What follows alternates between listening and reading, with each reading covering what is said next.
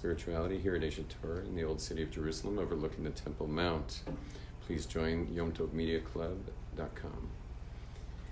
There I was, in fetal position, having cried out everything I had in my post-trauma of birth experience.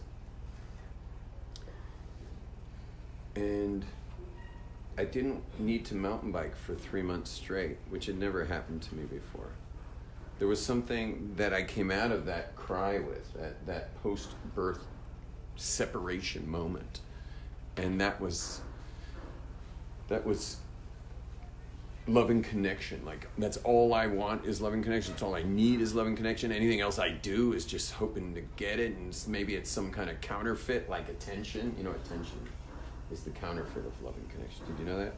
Attention's the counterfeit.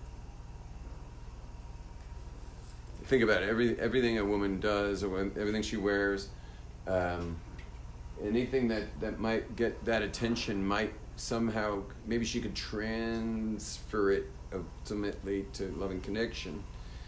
A man driving a BMW SUV X6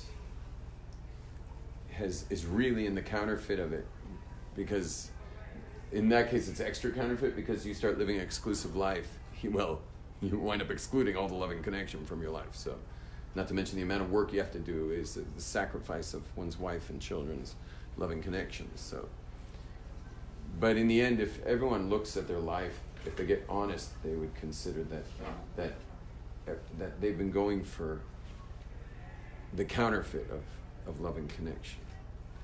Anyway, I came out of that fetal position, and I was clear that loving connection is the goal. That's what I want. And it was all around me. It was everywhere. And so I didn't ride my mountain bike for 3 months, which leads me to believe that the mountain biking is a stimulation, because I'm doing extreme mountain biking. It's not like a ride in the park. So that extreme stimulation was going to somehow supplant or replace the need for loving connection. And then I thought a bit about why after 3 months did I have to go back to my mountain biking? And why did I not have it to begin with? Meaning, why did I need the fetal position cry?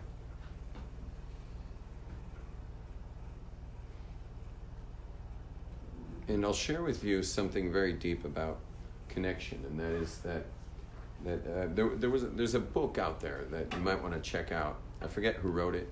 It's called The Continuum Concept. Not a lot of people have read that book.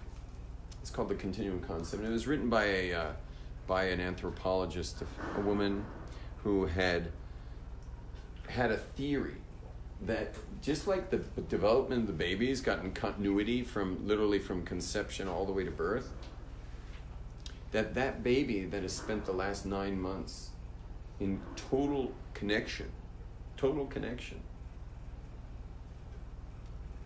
after being born should remain in connection, stay in that same loving connection.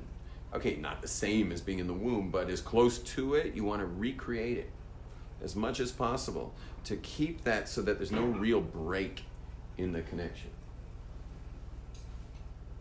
Now, Western birds don't look like that at all. Western birds are, the baby's born in a hospital situation. It's then taken away, whisked away, put under lamps, cleaned up real quick. It's often shot up real quick, and then maybe makes its way to the mommy to nurse, or maybe even if it does nurse, not very long, and could have been a C-section, so it's not really going to be nursing at all. And now that baby's in a nursery, isolated in a little rolling, what do you call those things? Bassinet.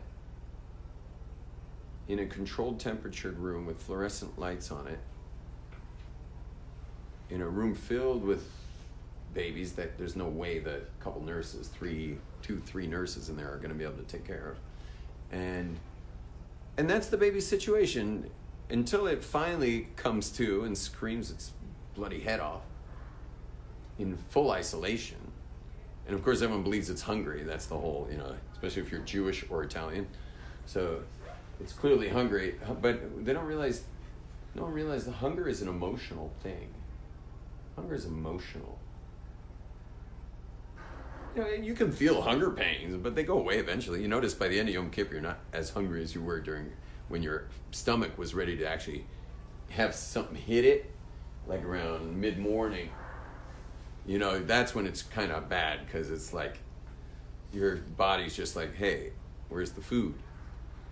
But those hunger pains go away eventually. Yeah, you're weak, you're kind of not very strong, but you're not hungry.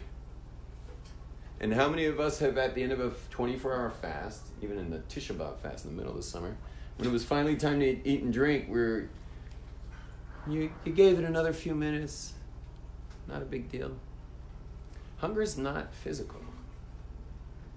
Hunger is emotional. Our need for nutrition is physical. But the word hunger has nothing to do with physicality.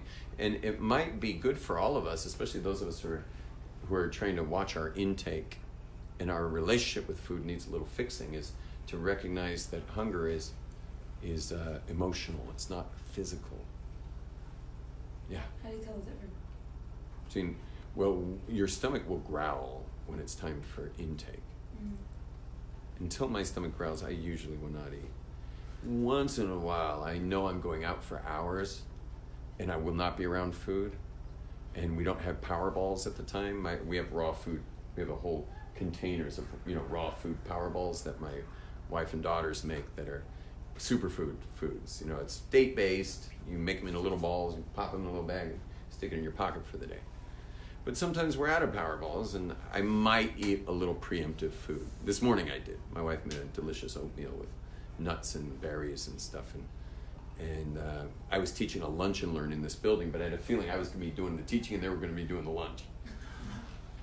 And that would have gotten me to 2 p.m. without a single bite of food today, because I was not yet hungry. And so I preempted the lunch and learn with about 5 bites of oatmeal. And so anyway, hunger is an emotional state. Now, again, if you're Jewish or Italian and a baby's crying, it's because it's hungry, in your opinion. But that's not what's going on. What's going on is the baby's in shock of disconnect. It's in total disconnect. It's spent the last 9 months in total connection, in the undifferentiated oneness of its mother's womb. And now it's kind of woken up to isolation. And now here it is in a crib or bassinet or whatever, or stroller, whatever it is, starts screaming its head off. And of course, what does everyone say?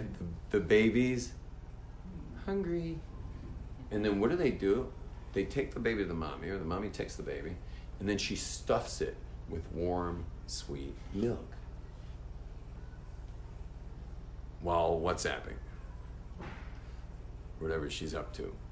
Now, what happens when you stuff somebody with warm, sweet milk? What do? They pass out. And so now the baby passes out, and the mommy's like, what do I need this appendage for? Let's just pop it right back down into its padded cell, back into his little isolation tank, and, like women's liberation from her child, She's going to liberate herself.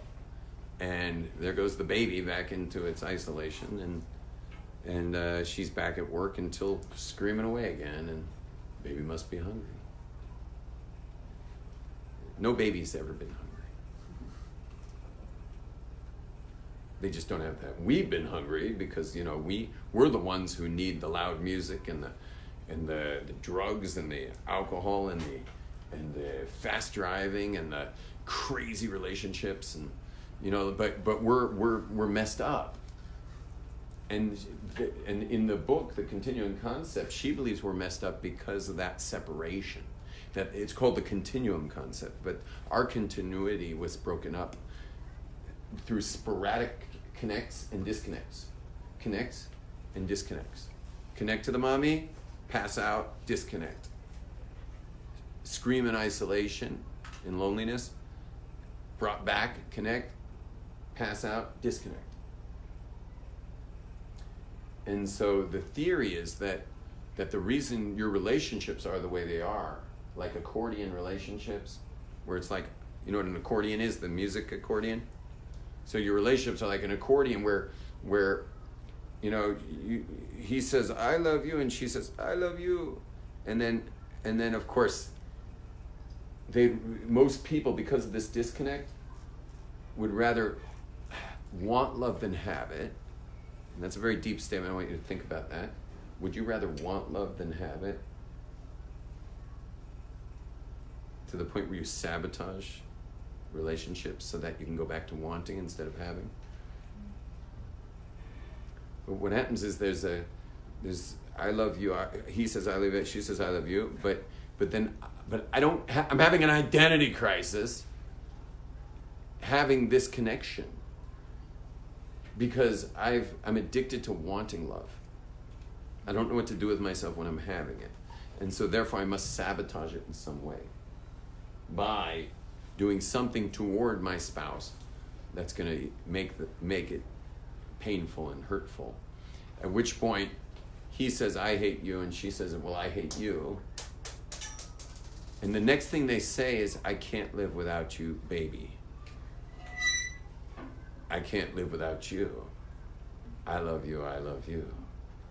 Do something stupid, I hate you, I hate you. I can't live without you, I love you, I love you. Do something stupid, I hate you, I hate you. I love you, I love you. Can't live without you. I love you, I can't live without you. Do something stupid. And so everyone's got this accordion relationship going on. So the author of this work said to herself, what if I went down to the Amazon jungle and found untouched tribes of people who give birth in the jungle? No hospitals, no nurseries, no strollers. Strollers wouldn't be very effective in the jungle. No cribs, no bassinets. What if we go there and check things out? And so that's exactly what they did. She went down to the jungles and did her whole anthropological, exploratory trip. And what she did find was there are no cribs or strollers or any of that stuff in nurseries. That as soon as the baby's born, the baby is put on top of the mommy and begins nursing and never leaves that mommy or any other human being till the baby's already able to walk or crawl, whatever, till the baby's able to crawl. So she proves this amazingly in that there's no babies' bodies have no muscles. A baby can't even hold its most important appendage up, which is the head. You know, when you hold a baby, you got to support the head because the neck has no muscles yet. None of the body has muscles, except for what part of the body? The hands. It's got this Vulcan grip. And she claims that God gave the baby the Vulcan grip because the baby was going to be holding on for the ride. Meaning the baby's going to be attached to her hip, and the upper part of the body of the baby is going to be supported by its grip on the sling on the right side, and maybe her clothes or the sling on the left side coming around her back. The baby's just going to hold on for that. So if she's going to climb trees for coconuts, guess who's coming? If she's going downriver to get water, jumping over boulders and getting her way down the river, guess who's coming? If they're running away from a cannibalistic tribe, guess who's coming? Yeah, and that the babies are born to be held full time, all the time, never separated from their source. Until the baby itself can crawl away and crawl back, and crawl away and crawl back, crawl away. And unlike Western parents who try to show the kid how to be independent by putting the baby over there and seeing the baby can navigate back to mom and dad, which just shows fear, builds fear. But they let the baby keep running away and coming back, and it's called proven dependence. You give the baby proven dependence, meaning I will prove to this baby that I'm dependably here for that baby. Till the baby's ready to actually go around a corner, which for babies means you don't exist anymore, because they're not so conceptual. So they don't have a concept you still exist once they go around the corner. Of course, they come flying back around the corner to see if you're there. And there you are. And so, hey, they start going around another corner, come flying back to see if you're there. And that's proven dependence. I'm proving you can depend on me.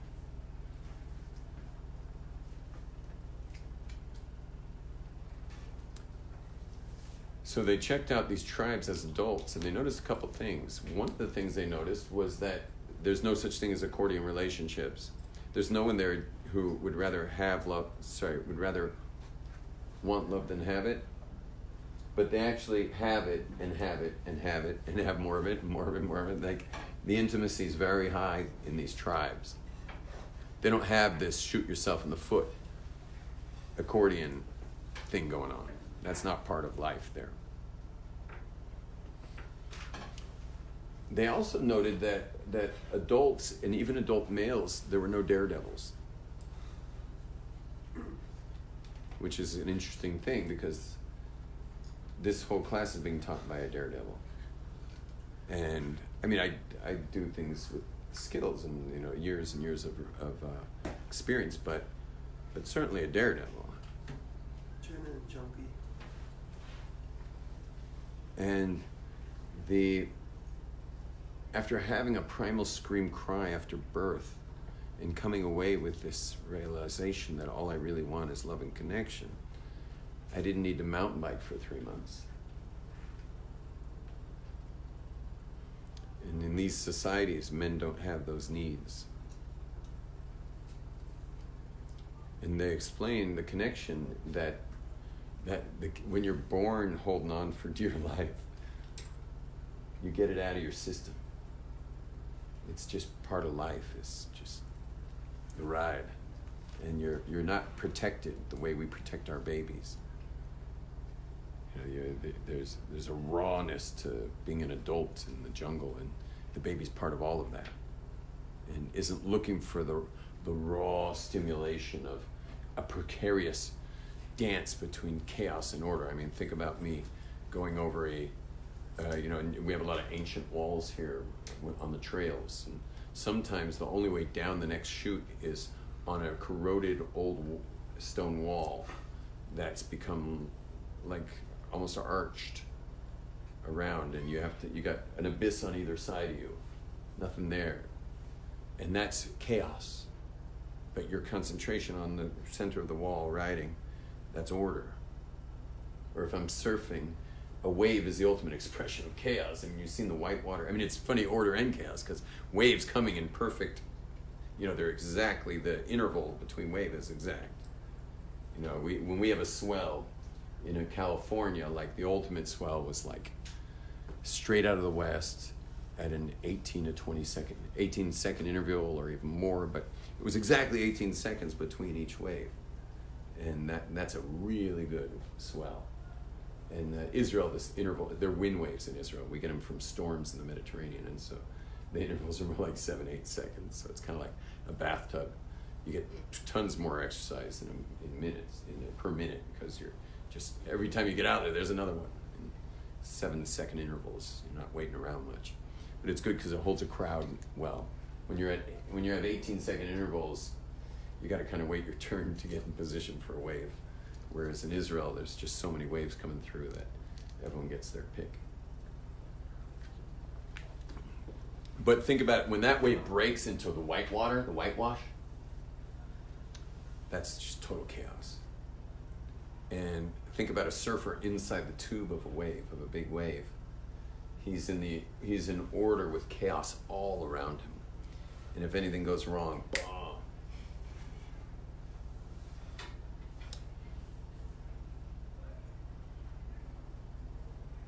So we have some kind of need for chaos. And our need is deep too. I just saw a study that statistically people who have better relationships are more likely to break up. there's a certain challenge in challenging marriages where your spouse challenges you. Now, if you're always challenged, that's also going to break up. You understand? If a marriage is nothing but challenge, that probably, unless you're very traditionally based, the chance of a breakup for a challenging marriage is high. But it's interesting that statistically, apparently, marriages with no challenge also have a high chance of breakup. So there's a certain aspect of chaos there that we thrive off of as Westerners in relationships that don't exist in the people who care for the babies with continuity from birth on. Now, by the way, I'm not here to tell anybody to have their baby on them full time. But my wife and I were like midway through having children. We had a good 20-year run of children, and but it was about halfway through that when we got a hold of this information. And the second half of our kids got much more holding time, much more continuity with us than the first children.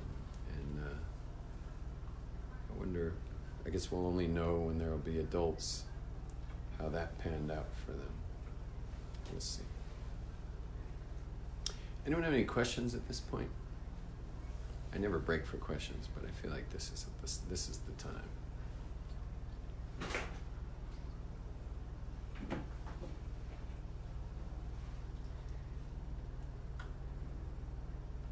Okay, so I just want to bring up one more thing, and that's is it artificial stimulation? It's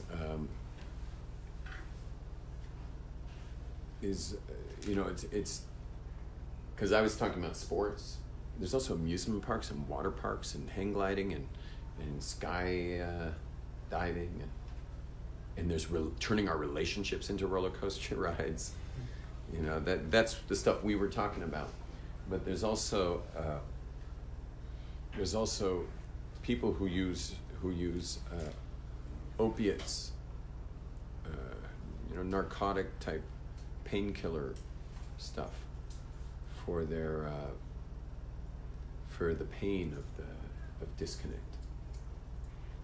Many people, you'll notice that there's a direct correlation between drug addicts and families that were not safe. And sometimes the family was safe for everyone but that kid. It's pretty safe for everyone except that kid, which is interesting, that there are families that were safe for everybody, but one kid just did not feel safe in that family. And it's not hard to understand because let's say you have a very structured family. So you got 2 parents and 3 kids because that's what fits best in a sedan. And nobody wants a minivan, in that community. And everything's very structured except what happens is kid number 3 is born a total flowmeister. Not a structured bone in the body of that kid. Doesn't get math, doesn't get writing, doesn't get rules, doesn't get school, just doesn't get any of that stuff. This is the kid who will not sit down on the LL flight. He's just going to be, that's his jungle gym for the next 12 hours, that kid. And that, I can tell you right away, that family's not safe for that kid. They love him, or her. They love the child, but this is going to be a situation of a good 18 years, if not more, of complete misunderstanding of what that child needs. And that's hardly called abuse, but it is abusive in that the denial that God creates flow and structured people in a family is that's pretty harsh to do. Every one of us, the second our child is a toddler, we have to identify whether they're flow or structure, and then move accordingly. So it doesn't mean you're not going to send your kid to school. What's school? Flow or structure? Structure. You got to send your kid to school. So you send them to school, but you always realize that you're on damage control when they get home. Where is God in that scenario? Flow and structure? The family, which one? And there were a lot of scenarios. Which scenario?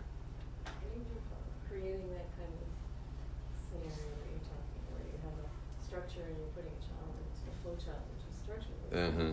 What is that about? Yeah. You know, some of the greatest people in the world went through hell first. And I think it could be that God sometimes wants either a structure person in a flow family or a flow person in a structure family to go through hell and then come out the other side and make a big difference. So I think when we're gentle and kind and sensitive to a kid who's a little different in our family, that kid becomes well-adjusted. But well-adjusted people don't often make a difference like kids who had to go through a lot. They don't come out as well-adjusted, and they may come out actually having had to work out a lot of stuff. And there's a correlation between people who've had to work out a lot of stuff and being able to help others work out their stuff. You understand? Like if someone worked out a lot of stuff, they likely help you do the same. And they could even lead people into victory in various ways that would require them to go through a hell of a lot more hell to get to peace in their hearts. That why go through hell when you can have someone who went through the real hell, who had to figure it all out and can guide you out of your own lesser hell. Not all of us has to figure out everything. Like, let that guy figure it all out. Anyway, but there are stimulants that are numbing agents, but there's also stimulants that people get into that are, what's the word? Imbibed is a less fancy word than imbibed. Ingested. There's other things that people ingest that are Disneyland-like things. Like yesterday, our class was on cannabis. That's a Disneyland-like thing. And there's things that people ingest that are highly stimulating, non-addictive, they're not there for pain. They're there for just pure stimulation. And it could be the same exact thing that's going on. Is that the discontinuity of childhood. Discontinuity of childhood is in the lack of stimulation of running around with the mommy is causing some kids to be what you call psychonauts. I don't know if you know, but there's a whole population today of people called psychonauts. You can look that up online. It begins with a P, by the way. Psychonauts. And there's a whole underground world of psychonauts out there. And it could very well be the same thing. It's just, instead of me like on the mountain bike, they're just doing it all internally, using other kinds of stimulants.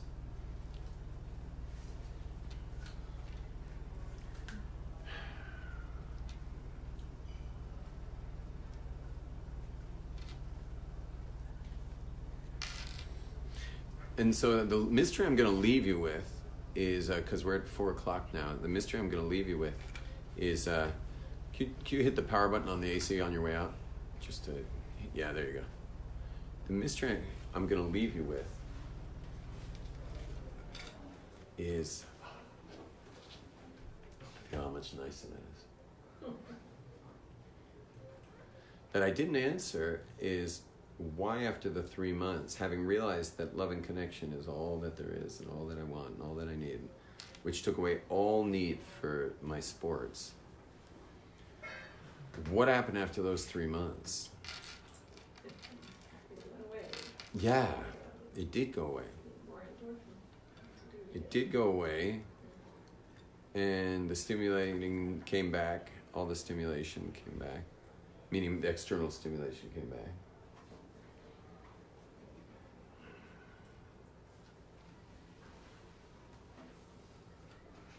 And I'm just thinking about back to the Westernism. Is there just a basic underlying Westernism, a disconnect in Westernism?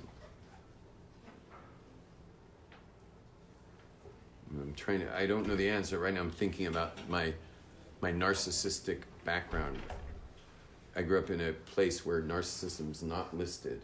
There's one of the personality disorders. There's 10 personality disorders, BPD and bipolar and all these different sorry, I say bipolar, I didn't mean that.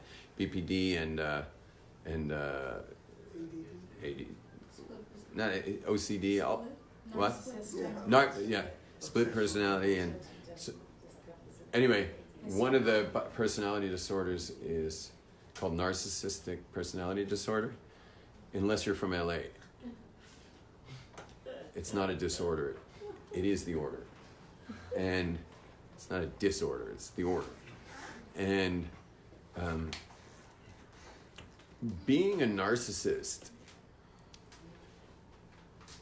is, amongst narcissists, which is really easy, it really works more or less in LA, because one narcissist can say, hey, I want to hang out with another one. And then you do hang out, as long as it works for both of you. And there's no hard feelings at all if it doesn't. Really, I mean, it's weird in LA how you can like be really quite close with someone and then not be, and absolutely no drama. Like East Coast people who would get that close and then not be, that'd be like something that you'd have to work out in therapy for like a year. There's no drama involved in the narcissistic culture of Los Angeles to be super close and just not talk ever again. Because you're just going, whatever works for you at any given time. So that's my inquiry right now. And I'm going to think about that. Maybe I'll speak more about that later in the week. But I got to think about it. I wonder if the narcissistic upbringing engenders a disconnect that is counterthetical to the loving connection that we all seek, including all those narcissists deep down want.